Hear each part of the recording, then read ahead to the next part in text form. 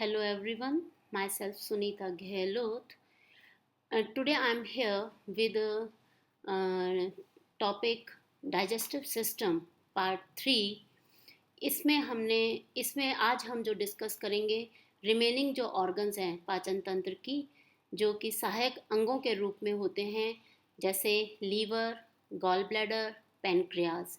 इन तीनों अंगों के बारे में हम डिटेल से आज पढ़ेंगे। ये तीनों अंग जैसा कि आप स्लाइड में देख रहे हैं, बाईं तरफ जो है लीवर यानी यकृत सबसे बड़ी ग्रंथि के रूप में है। नीचे गॉल ब्लैडर जो कि उसकी जो डक्ट है वो डिओडेनम से जुड़ रही है। स्टमक दिख रहा है, स्टमक उसके नीचे कॉमन बाइल डक्ट लिखा हुआ है, और साथ ही नीचे एक पिस्तौल के आकार की एक ग्रंथि दिख रही है जो कि पैनक्रियास कहलाती है। इसके अंदर पैनक्रियाटिक डक्ट होती हैं, सिस्टिक डक्ट, पैनक्रियाटिक डक्ट और हेपेटिक डक्ट। ये तीनों ही अपने पाचक रसों को डिओडेनम यानी पक्वाशय में डालती है, जो कि स्मॉल इंटेस्टाइन का ही एक पार्ट है। यहाँ से यह भोजन के साथ ये पाचक रस मिलते हैं और पाचन की क्रिया को पूर्ण करते हैं। अब हम एक एक करके इन सभी का शॉर्ट में एक विवरण देखते हैं। पहला जो हम सहायक अंग ले रहे हैं वो है गॉल ब्लैडर, जिसे हिंदी में पित्ताशय भी कहा जाता है। यह आप जैसे देख रहे हैं कि हरे रंग का दिखाया गया है, क्योंकि इसके अंदर जो पित्त रस है वो हरे पीले रंग का लिया हुआ होता है। तो जो हम ये चित्र देख रहे हैं, इसमें इसकी नेक दिखाई दे रही है, बॉडी, और साथ साथ यकृत वाहिनियाँ, जिसको राइट हिपैटिक डक्ट और लेफ्ट हिपैटिक डक्ट का नाम दिया गया है। ये दोनों एक कॉमन हिपैटिक डक्ट यानी यकृत वाहिनी से जुड़ जाती हैं, और यहाँ से फिर सिस्टिक डक्ट जो कि पित्ताशय की वाहिनी है और जो यकृत की वाहिनी है, ये दोनों पैनक्रियाज यानी अग्नाशय की वाहिनी से मिलकर एक कॉमन डक्ट बनाती हैं, वाहिनी बनाती है, जो कि डिओडेनम में जाके खुलती है। पित्ताशय जो है आपको एक दिख रहा होगा कि गॉल ब्लैडर जो कि एक थैलीनुमा संरचना है जो यकृत में पाई जाती है, और यह पित्त को जमा करके रखती है। पित्ताशय के नीचे के भाग से एक नली निकलकर पक्वाशय यानी डिओडेनम की तरफ जाती है। इस नली से पित्त हमेशा भोजन में मिलता रहता है। पित्त की नली तथा क्लोम रस की नली, जिसे पैनक्रियाटिक डक्ट बोलते हैं, अग्नाशयिक डक्ट भी बोलते हैं, दोनों ही एक जगह पर जाकर पक्वाशय में खुलती है यानी डिओडेनम में खुलती है। अब इस गॉल ब्लैडर के कुछ कार्य, कि ये गॉल ब्लैडर की छोटी सी जो ग्रंथि है वो क्या कार्य करती है। यह पित्त को संग्रह करने का कार्य करती है। इसमें जो रस पाया जाता है, जो जूस पाया जाता है, जो पाचक रस पाया जाता है, उसको पित्त कहा जाता है यानी बाइल कहा जाता है। उसको संग्रह करने का कार्य पित्ताशय जो है, गॉल ब्लैडर जो है वो करता है। यह पित्त का सांद्रण भी करता है, यानी इसको गाढ़ा लसलसा बनाए रखता है। यह श्लेष्मा का स्त्रावण भी करता है। इसके अंदर म्यूकोसा की परत होती है, जहाँ से लगातार म्यूकोसा स्त्रावित होता रहता है, तो यह श्लेष्मा का स्त्रावण भी करता है। यह कोलेस्ट्रॉल को भी शरीर से बाहर निकालने में मदद करता है। तो ये थे गॉल ब्लैडर के कुछ कार्य। लेकिन अब हम इसमें जो पाया जाने वाला जो रस है, जो पाचक रस है, उस जिसका नाम बाइल है या हिंदी में उसको पित्त कहते हैं, उसके बारे में देखते हैं।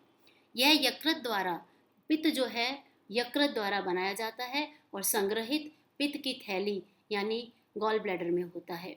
यह यकृत द्वारा निर्मित गाढ़े हरे पीले रंग का तरल पदार्थ है, जो यकृत वाहिनी, जैसे कि हमने राइट और लेफ्ट यहाँ पे यकृत वाहिनियाँ देख रहे हैं, और कॉमन हेपेटिक डक्ट यानी यकृत वाहिनी देख रहे हैं, यकृत वाहिनी द्वारा पित्ताशय में जमा होता है रहता है।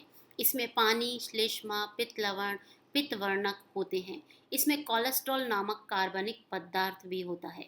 यह प्राय धमनी व शिराओं की नलियों में जमा हो जाता है, जिससे रक्तचाप बढ़ जाने की संभावना होती है। इसमें किसी भी प्रकार का एंजाइम नहीं होता। पित्त में किसी भी तरह का एंजाइम नहीं होता है, परंतु रंजक और पित्त वर्णक पाए जाते हैं, जिनके नाम हैं बिलिरुबिन और बिलीवर्डिन। अब ये पित्त क्या काम आता है, जो ये पाचक रस है ये क्या काम आता है पित्त का रस? पित्त का रस स्वास्थ्य के लिए अत्यंत ही लाभदायक होता है, क्योंकि यह भोजन का पाचन करने में, साथ ही साथ उसको अवशोषित यानी हमारी बॉडी के द्वारा एब्जॉर्ब करने में सहायता प्रदान करता है। यह वसा का पाचन करने में भी मदद करता है। इसमें कोई एंजाइम तो होते नहीं हैं, लेकिन यह वसा का जो लाइपेज नाम का एंजाइम है, जो वसा के पाचन में मदद करता है, उस एंजाइम को क्रिया करने के लिए यह पित्तरस जो है यह उत्प्रेरणा करता है, उत्प्रेरित करता है। यह वसा लोहा, कैल्शियम, विटामिन ए, डी, ई, के का अवशोषण करने भी मदद करता है। कहने का तात्पर्य यह है कि हमारे शरीर में जो वसा होती है, लोहा होता है, कैल्शियम, जो कि हम ये फूड प्रोडक्ट्स के थ्रू हम ये सारे विटामिन ए, डी, ई के लेते हैं, अगर ये पित्त रस जो है इनको पचाने में और इनको अवशोषित, ये जो हमारी बॉडी में लिए जाते हैं, ग्रहण किए जाते हैं, इनका अगर अवशोषण न हो तो ये हमारी बॉडी को प्राप्त नहीं होंगे। तो इनको अवशोषित करके ब्लड में ले जाकर और इनका यकृत में संग्रह करता है, और जब शरीर को ज़रूरत होती है इन विटामिन्स की, वसा की, लोहे की, कैल्शियम की, तो ये वापस ब्लड में डालने में मदद करता है और ये बॉडी को प्राप्त होते हैं।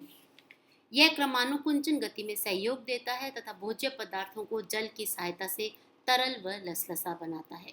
यह कुछ भारी धातु, बैक्टीरिया, कोलेस्ट्रॉल आदि का उत्सर्जन करता है और हमारी बॉडी को स्वस्थ रखता है।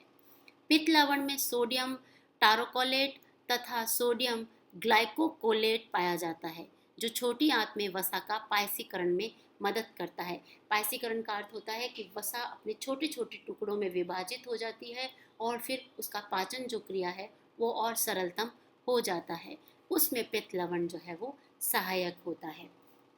तो ये थे पित्त रस के कुछ कार्य जो कि गॉल ब्लैडर में जमा रहता है, और गॉल ब्लैडर की ग्रंथि के बारे में अभी हमने देखा।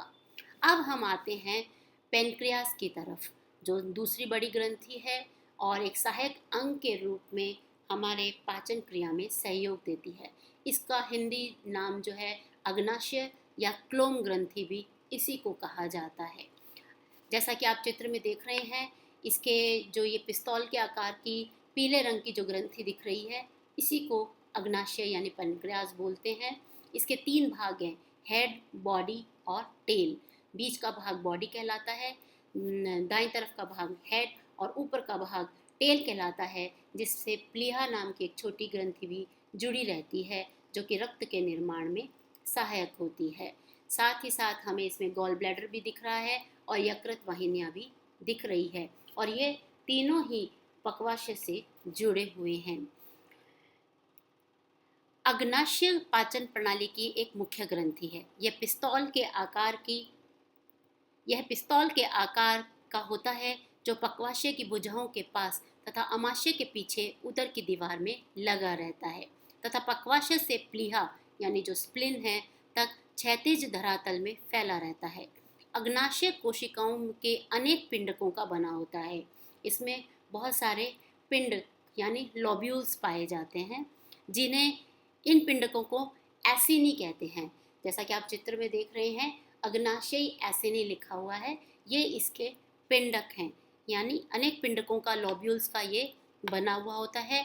इन पिंडकों में, इनमें कई पतली वाहिनियाँ निकलती हैं, छोटी छोटी वाहिनियाँ निकलती हैं, जो आपस में मिलकर अग्नाशय नलिका, पैनक्रियाटिक डक्ट को बनाती है। ये नलिका जाकर फिर पक्वाशय में खुलती है, और यहाँ से अग्नाशय की जो कोशिकाएं होती हैं, जो कि अल्फा कोशिकाएं, बीटा कोशिकाएं हैं, इन लोब्यूल्स में जो अग्नाशय की जो पूरी कोशिकाएं हैं, वहाँ से जो रस स्रावित होता है, ये इस अग्नाशय नलिका द्वारा पक्वाशय में पहुँचता है।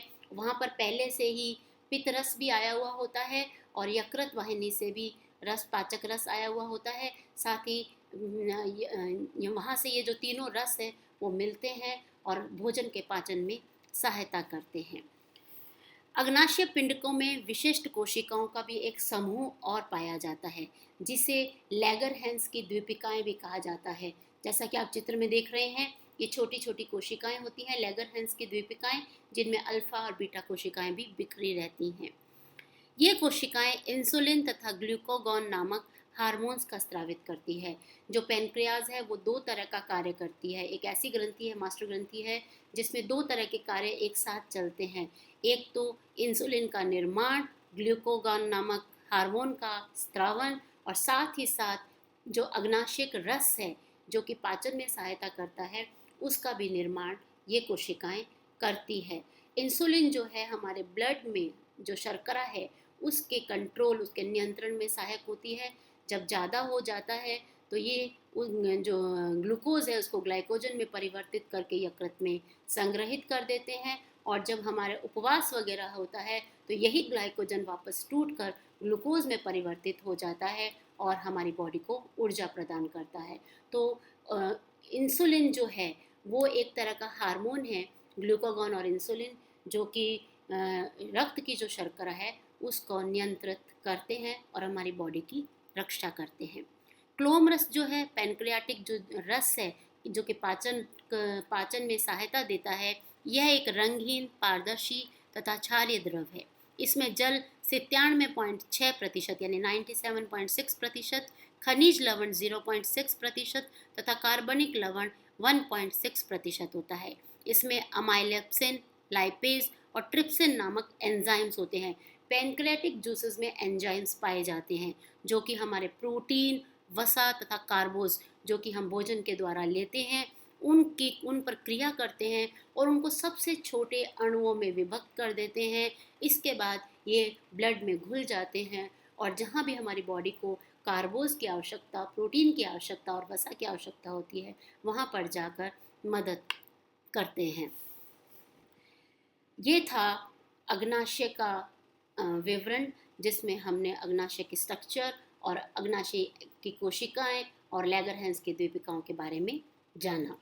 अब हम आ जाते हैं तीसरी ग्रंथि के रूप में, जो कि यकृत है, जो कि एक सहायक ग्रंथि के रूप में पाचन क्रिया में सहयोग देता है।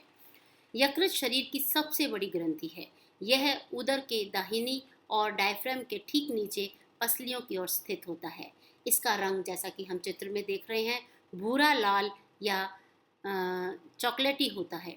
इसका अधिकांशतः भाग दाईं तथा थोड़ा भाग अमाशय के सामने बाईं ओर अवस्थित होता है। दो भागों में होता है, राइट लोब तथा लेफ्ट लोब में यह ग्रंथि विभाजित होती है। इसमें जो दो भाग हैं, दायां भाग और बायां भाग। दायां भाग बाएं भाग की अपेक्षा 5 गुना भारी होता है और बड़ा होता है। इसका वजन एक स्वस्थ नौजवान व्यक्ति में 1.5 kg यानी 1.5 किलो तक का होता है। यकृत पिंडकों का बना होता है। इसमें भी लोब्यूल्स होते हैं अग्नाशय की तरह। इन पिंडकों को गिल्सन्स कैप्सूल्स भी कहते हैं। यह पिंडक यकृत कोशिकाओं के बने होते हैं और इन्हीं में यकृत धमनी और यकृत निर्वाहका शिरा की शाखाएं भी फैली होती हैं, और इन शिराओं की जो शाखाएं हैं यह आगे जाकर यकृत शिरा का निर्माण करती है। यकृत कोशिकाओं में पित्त केशिकाएं यानी पित्त की कैपिलरीज भी फैली रहती हैं। पूरा जाल फैला रहता है ब्लड कैपिलरीज का, जो कि पित्त की कैपिलरीज होती हैं, जो पिंडकों से निकलकर पित्त वाहिकाओं में खुलती हैं। ये वाहिकाएं ही आपस में मिलकर पित्त वाहिनी का निर्माण करती हैं। दोबारा देख लेते हैं कि यकृत की कोशिकाएं जो हैं इनमें पित्त केशिकाएं फैली रहती हैं और ये जो वाहिकाएं हैं इनका पूरा जाल यकृत पर फैला रहता है और ये ही आपस में मिलकर पित्त वाहिनी यानी बाइल डक्ट का निर्माण करती है, और यही जो पित्त वाहिनी है अंत में पित्ताशय वाहिनी में जाकर खुलती है। पित्त वाहिनी पित्ताशय वाहिनी में खुलती है और ये पित्ताशय वाहिनी आगे जाकर डियोडेनम में खुलती है। ये यकृत का पित्ताशय और अग्नाशय के साथ एक चित्र है जिसमें दायां खंड और बायां खंड हमें दिख रहे हैं यकृत के, साथ ही साथ हमें पित्ताशय भी एक दिख रहा है जो इसके साथ एक पित्त वाहिनी नली और नीचे की तरफ अग्नाशय, और जहाँ पे ये तीनों मिल रहे हैं वो पक्वाशय का चित्र भी हमें स्पष्ट रूप से दिखाई दे रहा है। अब हम ले लेते हैं कि इस यकृत के क्या कार्य हैं, कैसे यकृत जो है हमारे शरीर को सहयोग देता है। यकृत को गोदाम, हमारे शरीर का गोदाम भी बोला जाता है। तो यकृत के कार्य जो कि आप एक चित्र में देख रहे हैं, तो एक एक करके हम अब यकृत के कार्य को डिस्कस करते हैं। पहला कार्य जैसा कि आप चित्र में देख रहे हैं, चयापचय, वसा, प्रोटीन और कार्बोज। एक एक करके देख लेते हैं। यह कार्बोज का चयापचय करता है। यह मोनोसैकेराइड यानी जो सरलतम शर्करा है को ग्लूकोजेनेसिस की क्रिया के दौरान ग्लूकोज में बदल देता है। कार्बोज का सबसे छोटा जो अणु है वो ग्लूकोज कहलाता है। यही वो अणु है जो कि फिर ब्लड में घुल मिल जाता है और हमारे शरीर को ऊर्जा प्रदान करता है।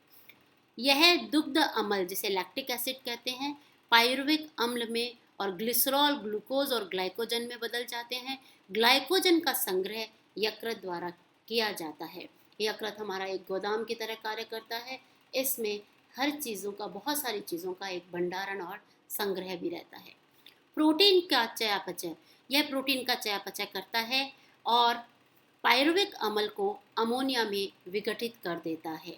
अमोनिया एक गैस, विषैली गैस है जिसे यकृत की कोशिकाएं शीघ्र ही कार्बन डाइऑक्साइड से प्रतिक्रिया कर उसे यूरिया में बदल देती है। अमोनिया जो हानिकारक है शरीर के लिए, ये क्या करती है, कार्बन डाइऑक्साइड से इसकी प्रतिक्रिया होती है, रिएक्शन होता है और यूरिया में परिवर्तित हो जाती है।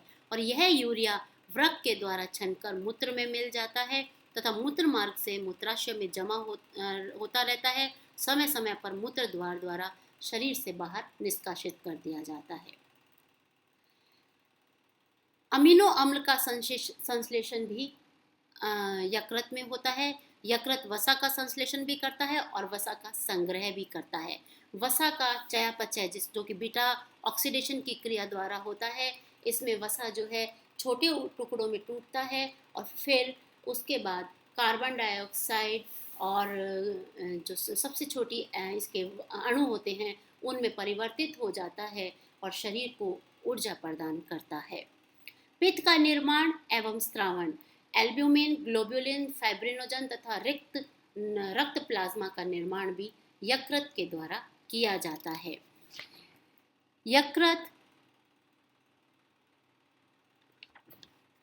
लोहा, तांबा आदि कणों को, भारी धातुओं को, टॉक्सिन्स इत्यादि आदि को उत्सर्जित करने का भी काम हमारे शरीर से करता है। अगर ये धातु जो है हमारे शरीर में रह जाएंगी तो हमारे लिए विषैली साबित होती हैं। तो ये इनको बाहर निष्कासित करने का काम भी यकृत के द्वारा किया जाता है। भ्रूणावस्था में यकृत द्वारा ही लाल रक्त कणिकाओं का निर्माण होता है। ये भी काम जो है वो यकृत कोशिकाओं द्वारा किया जाता है। यह हिपेरिन, एंटीबॉडीज तथा एंटीटॉक्सिन के निर्माण में भी सहायक होता है, जिससे विषैले पदार्थ कुछ अम्ल को सामान्य पोटेशियम सल्फोनाइड में बदलकर निष्क्रिय बना देता है, यानी हानिकारक जीवाणुओं को मार देता है और हमारे शरीर की रक्षा करता है। यह यकृत सुरक्षा का कार्य भी करता है। इसके अंदर कुफुर नाम की कोशिकाएं जो हैं वो पाई जाती हैं, जो कि एंटीबॉडीज़ का निर्माण करती हैं, जो कि एग्लूटिनिन, प्रेसिपिटिन, बैक्टीरियोलाइसिन तथा हिपैटिन के रूप में मुख्य रूप से होती हैं। यह शरीर को बाहरी जीवाणुओं, विषाणुओं इत्यादि से सुरक्षा प्रदान भी करता है। यह वसा का भंडारण भी करता है। आवश्यकता पड़ने पर ग्लाइकोजेनेस क्रिया करके ग्लाइकोजन को पुनः ग्लूकोज में बदलता है और शरीर को ऊर्जा प्रदान भी करता है। इसके अलावा मैंने पहले भी कहा, यकृत एक गोदाम है। यहाँ पर बहुत सारी चीज़ों का संग्रह और भंडारण होता है। हम भोजन के द्वारा जो कुछ भी खाते हैं, जब वो अतिरिक्त मात्रा में हो जाता है तो वो सभी चीज़ें जाके जैसे ग्लाइकोजन है, विटामिन्स हैं, विटामिन्स में भी मुख्यतः B1, B12, B6, vitamin A, vitamin के, विटामिन डी और फॉलिक एसिड, लोहा, तांबा, वसा, रक्त इत्यादि, ये सभी जब शरीर में रहते हैं, अगर ये ज़्यादा हो जाते हैं तो इनका भंडारण यकृत की कोशिकाओं में हो जाता है और समय समय पड़ने पर जब भी शरीर को इनकी आवश्यकता होती है, वहाँ से ये अपने परिवर्तित रूप में, दूसरे परिवर्तित रूप में, यहाँ पर ये प्रिकर्सर की तरह होते हैं। जैसे ग्लाइकोजन बाद में ग्लूकोज में परिवर्तित होता है। विटामिन ए जो है वापस परिवर्तित होता है अपने प्रिकर्सर रूप से, और विटामिन डी भी फिर हमारी कोशिकाओं से, इन यकृत की कोशिकाओं से ब्लड में आ जाता है और शरीर को प्राप्त होता है। तो ये थे यकृत के कुछ कार्य जो कि हमने देखे। तो इसी के साथ आज हमने जो 3 ग्रंथियों और अंगों के बारे में पढ़ा, तो वो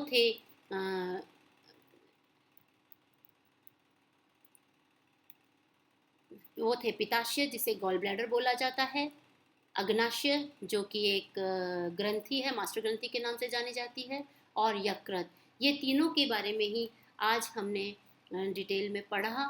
इसी के साथ आज का ये पार्ट 3 यहीं पर समाप्त होता है। धन्यवाद।